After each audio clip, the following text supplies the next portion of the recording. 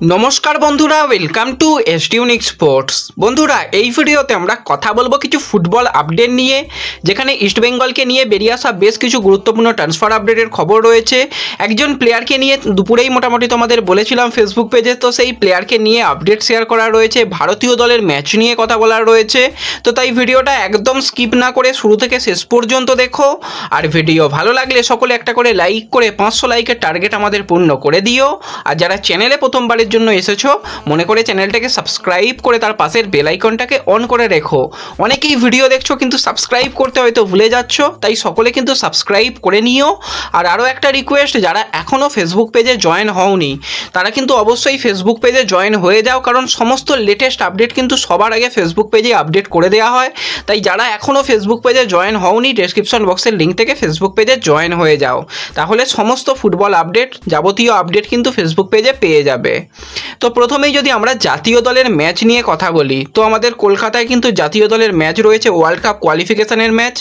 এবং তোমাদের যেরকমটা জানিয়েছিলাম যে আজকের সকালের ভিডিওতে যে আজকেই মোটামুটি টিকিট ছাড়ার সম্ভাবনা রয়েছে, তো সেই জিনিসটাই কিন্তু অফিসিয়ালি এবার বুকমাই শোর তরফ থেকে টিকিট ছেড়ে দেওয়া হলো। টিকিটের মূল্য অনেক রকম রাখা হয়েছে, 100 টাকার টিকিট তো নেই, দেওয়ার সঙ্গে সঙ্গে একদম শেষ হয়ে গেল। 150 টাকার টিকিটও খুব অল্প রয়েছে, বাদবাকি 200, 250 অনেক টিকিট রয়েছে আপাতত। তো ফেসবুক পেজে তোমাদের আপডেট দিয়ে দিয়েছিলাম, যারা যারা পেরেছো টিকিট কেটে নিয়েছো, যারা পারোনি অবশ্যই বুকমাই শো থেকে অনলাইনে টিকিট কেটে নিতে পারো। তো ম্যাচটা দেখতে আমিও যাচ্ছি, আর আমার যত সম্ভব স্ট্যান্ড রয়েছে একটু উপরের দিকে, যেগুলো 150 টাকার টিকিট রয়েছে। আমি তো টিকিট কাটিনি, আর একটা বন্ধু সেই টিকিট কেটেছে, তো পরে জানিয়ে দেবো কোন ব্লকে আমি থাকছি। তো অবশ্যই যদি সেই ব্লকে কেউ থাকো তাহলে কিন্তু দেখা হয়ে যাবে। তো মাঠের মধ্যে কিন্তু আমরা সবাই ভারতীয় দলকে সাপোর্ট করতে যাব, তো সবাই মিলে কিন্তু মাঠ ভরিয়ে দিও, এটা কিন্তু আমার তরফ থেকে রিকোয়েস্ট রইল। আশা করি তোমরা সবাই মাঠ ভরিয়ে দেবে, এবং ক্যাপ্টেন, লিডার, লেজেন্ড সুনীল ছেত্রীর শেষ ম্যাচ, তার জন্য অন্তত মাঠটা ভরিয়ে দিও। তো এরপর যদি আমরা সরাসরি চলে আসি একদম ট্রান্সফার আপডেটের দিকে, তো তোমাদের যেরকমটা জানিয়েছিলাম এবং বেশ কিছু মাস আগেই আপডেটটা এসেছিল যে চেন্নাই এফসি কিন্তু একজন দুর্দান্ত মাপের প্লেয়ারকে সাইন করাতে চলেছে। সেই প্লেয়ারটা হচ্ছে মোহনবাগান সুপার জায়েন্ট থেকে কিয়ান নাসিরিকে, কারণ কিয়ানের কন্ট্রাক্ট শেষ হয়ে যাচ্ছে, কোনোভাবেই কিন্তু মোহনবাগান সুপার জায়েন্টে সেইভাবে সুযোগ পাচ্ছে না।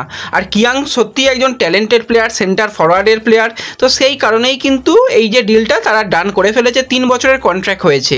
এবার সেই সময় ডার্বি ম্যাচ ছিল, ডার্বি ম্যাচের সময় কিন্তু 2-3টে এরকম আপডেট এসেছিল ইস্টবেঙ্গল মোহনবাগানকে নিয়ে, তো তখন সবাই বলেছিল এগুলো ফেক নিউজ। তো সেটা কিন্তু আজকের দিনে দাঁড়িয়ে অফিসিয়ালি কনফার্ম হয়ে গেল। তো আমি যেটা বারবারই বলি, একটুখানি তোমরা ধৈর্য ধরো, একটুখানি সময় দাও। আজকে বলে দিচ্ছ ফেক নিউজ, তোমরা সব নিউজ তো সবাই জানো না, আর সেটাই কিন্তু পরবর্তী কিছুদিন পর বা কিছু মাস পর গিয়ে সেগুলো যখন হয়ে যাচ্ছে, তারা কিন্তু আবারও ফিরে এসে বলো না যে হ্যাঁ এটা ঠিক নিউজ। তো একটু অপেক্ষা করো, সবাইকেই তোমরা বলো ফেক নিউজ, কারণ আমি মোটামুটি সমস্ত বেশিরভাগের সঙ্গে আমার যোগাযোগ রয়েছে, তাদের সকলেরই কথা যে এই জিনিসগুলো কিছু পাবলিক করছে। তো তারা একটুখানি বুঝে শুনে কমেন্টগুলো করো, সকলেই কিন্তু অনেক অনেক পরিশ্রম করে ভিডিও বানায়, তো সেক্ষেত্রে তাদের একটুখানি সম্মান করো।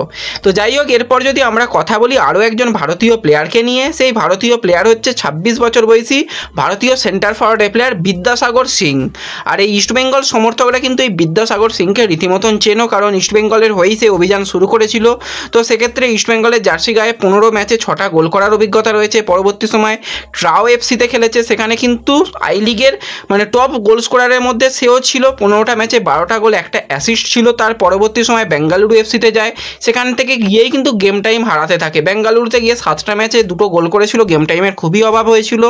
তো এবং পরবর্তী সময় কেরালা ব্লাস্টার্সে যায়, এবং কেরালা ব্লাস্টার্সের হয়ে কিন্তু ডুরান্ড কাপে ভালো সন্দেহ ছিল, 2টো ম্যাচে 3টে গোল, একটা অ্যাসিস্ট। রীতিমতন কিন্তু এই যে বিদ্যাসাগর খুবই একজন কোয়ালিটি প্লেয়ার, বর্তমানে কিন্তু পাঞ্জাব এফসিতে যুক্ত রয়েছে। এবার কন্ট্রাক্ট কিন্তু তার সাথে পাঞ্জাবে শেষ হয়ে যাচ্ছে, এবং এই বিদ্যাসাগরকে নেবার ব্যাপারে আইএসএলের 2টো ক্লাব রীতিমতন অফার দিয়ে রেখেছে। একটা ক্লাবের নাম আপাতত জানতে পেরেছি, জামশেদপুর এফসি। এছাড়া কিন্তু পাঞ্জাবও চাইছে এই প্লেয়ারকে ধরে রাখতে। আরও একটা ক্লাব রয়েছে, তার নামটা আমি এখনও পর্যন্ত জানি না, তাই বলতে পারছি না। তো এই ক্লাবগুলোই মোটামুটি চেষ্টা চালাচ্ছে। তো আমি অবশ্যই চাই বিদ্যাসাগর যে কোনো ক্লাবেই খেলুক, তাতে কোনো রকম অসুবিধা নেই, কিন্তু পর্যাপ্ত যদি গেম টাইম দেওয়া যায় তাহলে কিন্তু ফিউচার স্টার অবশ্যই বিদ্যাসাগর। খুবই ভালো প্লেয়ার এবং কোয়ালিটি প্লেয়ার, গোল করতে পারে। আমি অন্তত বলবো, কোনো প্লেয়ারকে আমি ছোট করছি না, রহিম আলী যে পরিমাণ সুযোগ পায় সেই জায়গায় যদি বিদ্যাসাগর সুযোগ পায় ঠিকঠাকভাবে, বিদ্যাসাগর অনেক ভালো প্লেয়ার, অনেক বেশি গোল করতে পারবে, কিন্তু এই সুযোগটাই ঠিকঠাক পায় না। তো আশা করি পরবর্তী সময় অবশ্যই বিদ্যাসাগর সিংয়ের মতন প্লেয়াররা সুযোগ পাবে। তো এরপরে যদি আমরা সরাসরি চলে আসি ইস্টবেঙ্গলের দিকে, তো দুটো কিন্তু আজকে আপডেট ইস্টবেঙ্গলকে নিয়ে বেরিয়ে আসছে। দুজনই কিন্তু ইস্টবেঙ্গলের প্লেয়ার, চেন্নাইতে খেলতে গিয়েছিল। প্রথম যে প্লেয়ারটার কথা বলবো সেই প্লেয়ারকে তোমরা সকলেই চেনো, 26 বছর বয়সী বাঙালি রাইট ব্যাকের প্লেয়ার, এছাড়া সেন্টার ব্যাক এমনকি লেফট ব্যাকেও খেলতে পারে, সার্থক গলুই। এবার সার্থকের সাথে কিন্তু ইস্টবেঙ্গলের দীর্ঘমেয়াদী চুক্তি ছিল 2025 সাল পর্যন্ত। সার্থককে লোনে ছাড়া হয়েছিল চেন্নাইন এফসিতে, এবং এই সিজনে কিন্তু সার্থক যেটুকু চেন্নাইতে সুযোগ পেয়েছে, মোটামুটি সার্থক ভালো ফুটবল খেলেছে। খুব যে খারাপ ফুটবল খেলেছে বলবো না, ভালোই মোটামুটি ফুটবল খেলতে সার্থককে দেখা গেছে।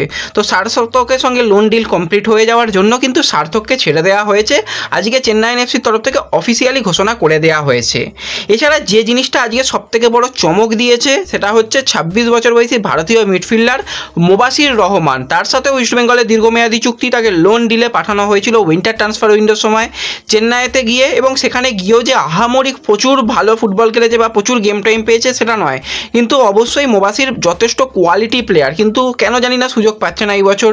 ইস্টবেঙ্গলেও সুযোগ পায়নি আর সেখানে গিয়েও সুযোগ পায়নি। এবার যেরকমটা শোনা গিয়েছিল যে চেন্নাইন এফসির কোচ ওয়েঙ্কোয়েল তার প্রিয় ছাত্রকে তার কাছেই ধরে রাখতে চায়, এতটুকুই আপডেট এসেছিল, তোমাদের বলেছিলাম। এছাড়া ইস্টবেঙ্গল কিন্তু চেষ্টা চালাচ্ছিল একটা সোয়াইপ ডিল করতে, যে মুবাশিরকে পুরোপুরি পার্মানেন্ট ডিলে দিয়ে জিতেশ্বরকে নেওয়া। তো সেক্ষেত্রে জিতেশ্বরকে তারা ছাড়তে চায়নি, সেক্ষেত্রে মুবাশিরকেও ইস্টবেঙ্গল ছাড়তে চায়নি। এটা কিন্তু একটা ব্যাপার আজকে ঘটেছে। তো আজকে অফিসিয়ালি কিন্তু মুবাশিরকেও থ্যাংক ইউ জানিয়ে দিয়েছে চেন্নাইন এফসি। তো নেক্সট সিজনে কিন্তু এই দুজন প্লেয়ারই ইস্টবেঙ্গলে ফিরবে। এবার অনেকের মনে প্রশ্ন, এই দুজন প্লেয়ারকে কি আমরা পরের বছর লাল হলুদের জার্সি গায়ে খেলতে দেখতে পাবো? দেখো, এই মুহূর্তে তাদের লোন ডিল শেষ হয়ে গেছে, যেটা অফিসিয়াল নিয়ম, সেই হিসাবে কিন্তু চেন্নাই ছেড়ে দিয়েছে। এবার অবশ্যই কন্ট্রাক্টেড প্লেয়ার ইস্টবেঙ্গল যদি ছেড়ে দিতে হয় ইস্টবেঙ্গলকে, তাহলে কিন্তু খরচা করতে হবে। তো আমি অবশ্যই বলবো সার্থক গলুইকে রেখে দেওয়ার প্রয়োজন রয়েছে, কারণ ডিফেন্সে এমনি ইস্টবেঙ্গলের খারাপ অবস্থা, দুটো সাইড ব্যাকেই খেলে দিতে পারে সার্থক গলুই, তো মোটামুটি খারাপ প্লেয়ার নয়। এবার কিছু ম্যাচে তো খারাপ যায়, এবং যদি তোমরা সার্থক গলুইকে যদি স্টিফেন কনস্ট্যান্টাইনের আমল দিয়ে বিচার করো তাহলে হবে না, কারণ স্টিফেন কনস্ট্যান্টাইনের কোনো পরিকল্পনাই ছিল না, সার্থককে যেমন তেমনভাবে ব্যবহার করে দিত। তো সেরকমভাবে যদি কোনো একটা প্লেয়ারকে বারবার পজিশন চেঞ্জ করে খেলানো হয়, তার কাছ থেকে ভালো খেলা দেখা সম্ভব নয়। তো সেক্ষেত্রে সেই সমস্যাটা হয়েছিল, অনেকেই কিন্তু সার্থককে আবারও লাল হলুদ জার্সি গায়ে দেখতে চায় না, কিন্তু আমি বলবো যে সার্থককে রেখে দেওয়াটা বুদ্ধিমানের কাজ হবে, মানে অপশান বাড়বে, এবং কোচের এক সময়ের পরিচিত প্লেয়ার, কারণ বেঙ্গালুরুতে খেলেছিল সার্থক গলুই। তো সেক্ষেত্রে আমি তো চাই সার্থককে দেখতে, এবং মুবাশিরকে নিয়ে কি হবে না হবে পরবর্তী সময় যে কোনো যদি আপডেট বেরিয়ে আসে অবশ্যই তোমাদের সঙ্গে শেয়ার করে দেবো। কিন্তু এই মুহূর্তে মার্কাসের তরফ থেকেও যেটুকু জানানো হয়েছে, দুজনেই কিন্তু ইস্টবেঙ্গলে ফিরে এসেছে। তো এরপরে যে বিষয়টাকে নিয়ে কথা বলবো, যে এই মুহূর্তে একটা বড় টপিক, যে আপুইয়া তাকে কি মুম্বাই সিটি এফসি ছাড়বে? তাকে মুম্বাই সিটি এফসি ছাড়লে কোন কোন ক্লাবরা চেষ্টা চালাবে? এবার দেখো, ইস্টবেঙ্গলের এখনও পর্যন্ত অনেক সাইনিং হয়ে গেছে, তোমরা সাইনিংগুলো জানো, দেবজিৎ মজুমদার, প্রভাত লাগড়া, মার্ক জোথানপুইয়া, ডেভিড বা ডিমিট্রিওসের ব্যাপারটাও যদি আমরা ধরে নিই যে সাইন হয়ে গেছে, প্রতিটা কিন্তু ফ্রি ট্রান্সফারে সাইনিং হয়েছে, কোনো রকমভাবে ট্রান্সফার ফ্রি এখনও পর্যন্ত দিতে হয়নি। কিন্তু যেটুকু জানা গিয়েছিল যে ইস্টবেঙ্গল অন্তত দুজন প্লেয়ারকে চেষ্টা চালাবে এবছরে ট্রান্সফার ফি দিয়ে নেওয়ার। তো সেক্ষেত্রে তাদের মাঝমাঠের প্লেয়ারের দরকার রয়েছে, ডিফেন্সের প্লেয়ারেরও দরকার রয়েছে। তো মাঝমাঠটাকে শক্তিশালী করার জন্য বেস্ট প্লেয়ারকেই চাইছে ইস্টবেঙ্গল। কারণ যদি আমরা বেস্ট সাইনিংগুলো নিয়ে এবছরে ইস্টবেঙ্গলের কথা বলি, ডেভিড সে কিন্তু একটা বেস্ট সাইনিং ইস্টবেঙ্গলের জন্য। ডিমিট্রিয়াসের ব্যাপারটাও যদি আমরা ধরে নিই সাইনিং হয়ে গেছে, সেটাও কিন্তু একটা বেস্ট সাইনিং। তো সেক্ষেত্রে মাঝমাঠেও কিন্তু সবথেকে সেরা সাইনিংটা করতে চাইছে ইস্টবেঙ্গল। এবার বেশ কিছু মিডিয়া থেকে বলা হচ্ছিল যে মোহনবাগান লিড করছে, মোহনবাগানের কর্ণধারও মানে কি বলবো শীর্ষকর্তারা এসেও বলছে যে আমরা চাইলেই আমরা নেবো, এরকম কোনো ব্যাপার নয়। এরকম অনেক আগে এরকম বড় বড় কথা শোনা গিয়েছিল, কিন্তু সেই জিনিস অনেক সময় হয়ওনি। আর ট্রান্সফার মার্কেট সর্বদা পরিবর্তনশীল, এটা কিন্তু সকলকেই মাথায় রাখতে হবে। ইস্টবেঙ্গলে কিন্তু এখনও নজরে রয়েছে আপুইয়া থেকে কিন্তু নজর অন্যদিকে এখনও যায়নি। দুটো তিনটে অপশান রয়েছে, দুটো তিনটে অপশানেই আলোচনা করেছি। তো সেক্ষেত্রে কয়েকটা অপশান হাতছাড়া হয়ে গেছে। তো এখনও পর্যন্ত দুটো অপশান হাতে রয়েছে, তার মধ্যে Apuia first option, second option কিন্তু আরও একটা প্লেয়ার রয়েছে, সেও কিন্তু কন্ট্রাক্টেড প্লেয়ার। যাকেই নিতে হোক না কেন দুজনকেই কিন্তু ট্রান্সফার ফি দিতে হবে। এবার যেটা ব্যাপার, ট্রান্সফার ফি দিতে গেলে আপুইয়ার যেটা রিলিজ ক্লজ রয়েছে মোটামুটি 2.5 কোটি টাকা ট্রান্সফার ফি, তারপরে কিন্তু যেটা দিতে হবে তার একটা হাই স্যালারি, একটা দীর্ঘমেয়াদী চুক্তি, এগুলো কিন্তু আপুইয়া চাইবে। এবার ইস্টবেঙ্গলের কাছে অ্যাডভান্টেজ একটাই যে তারা এএফসিতে খেলবে সেই জায়গাটা। এবার আপুইয়াকে আদৌ ছাড়বে কিনা সেটা একটা সমস্যার ব্যাপার রয়েছে। এবং যতটুকু শোনা যাচ্ছে আপুইয়া যদি সম্ভব হয় পরবর্তী সময় বিদেশে খেলতে যাওয়ার একটা সম্ভাবনা রয়েছে। সে যদি ইস্টবেঙ্গলেও তাকে পরবর্তী সময় দেখতে পাই তো তার কিন্তু বিদেশে খেলতে যাওয়ার একটা সম্ভাবনা থাকবেই। তো অনেকগুলো কিন্তু ব্যাপার আপুইয়াকে নিয়ে তৈরি হয়েছে। এটুকু তোমাদের আজকের দিনে দাঁড়িয়ে বলতে পারি যে আপুইয়ার ডিল থেকে ইস্টবেঙ্গল সরে আসেনি। অনেক জায়গা থেকে বলা হচ্ছে সরে এসেছে, কিন্তু আমার কাছে যতটুকু আপডেট সরে আসেনি। একটু আমাদের অপেক্ষা করতে হবে, অন্তত একটা সপ্তাহ কি আর 10টা দিন অপেক্ষা করতে হবে, তারপর কিন্তু এই ব্যাপারটা আস্তে আস্তে অনেকটাই ক্লিয়ার হয়ে যাবে। তো একটু অপেক্ষা করো, তারপরই আশা করি মোটামুটি সমস্ত জিনিসই বোঝা যাবে যে কোন দিকে এগোতে চলেছে আপুইয়ার ডিলটা।